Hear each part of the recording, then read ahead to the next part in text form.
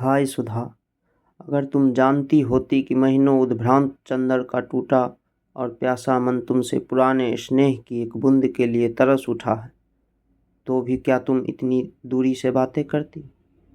काश कि तुम समझ पाती कि चंदर ने अगर तुमसे कुछ दूरी भी निभाई है तो उससे खुद चंदर कितना बिखर गया।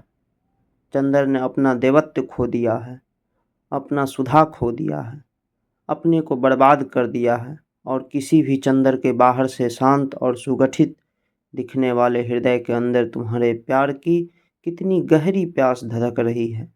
उसके रोम रोम में कितनी जहरीली तृष्णा की बिजलियां कौंध उठी है।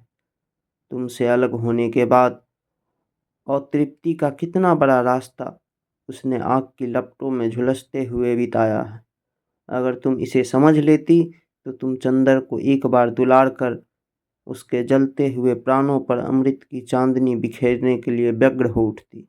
लेकिन सुधा, तुमने अपने बाह्य विद्रोह को ही समझा।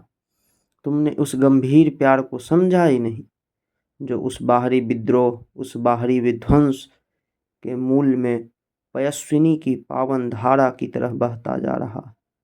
सुधा, अगर तुम इस क्षण के लिए इसे समझ लो, एक क्षण भर के लिए चंदर को पहले की तरह दुलार लो, बहला लो, रूठ लो, मना लो, तो सुधा चंदर की जलती हुई आत्मा नरक चिताओं में फिर से अपना गौरव पा ले, फिर से अपनी खोई हुई पवित्रता जीत ले, फिर से अपना विस्मृत देवत्व लौटा ले। लेकिन सुधा, तुम बरामदे में चुपचाप खड़ी इस तरह की बातें कर रही हो जैसे चंदर कोई अपरिचित हो। सुधा, यह क्या हो गया है तुम्हें?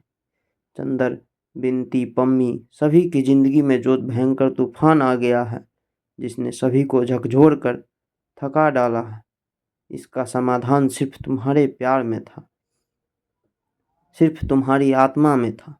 लेकिन अगर तुमने इनके चरित्रों का अंतर्निहित सत्य न देखकर बाहरी विध्वंस से ही अपना आगे का व्यवहार निश्चित कर लिया, तो कौन इसे इस चक्रवात से खींच निकालेगा? क्या ये अभागे इसी चक्रवात में फंसकर चूर हो जाएंगे सुधा? लेकिन सुधा और कुछ नहीं बोली। चंदर चल दिया। जाकर लगा जैसे कॉलेज के परीक्षा भवन में जाना भी भारी मालूम दे रहा था। वह जल्दी ही भाग आया। हालांकि सुधा के व्यवहार ने उनका मन जैसे तोड़ सा दिया था, फिर भी जाने क्यों वह अब आज सुधा को एक प्रकाशवृत्त बनकर लपेट लेना चाहता था।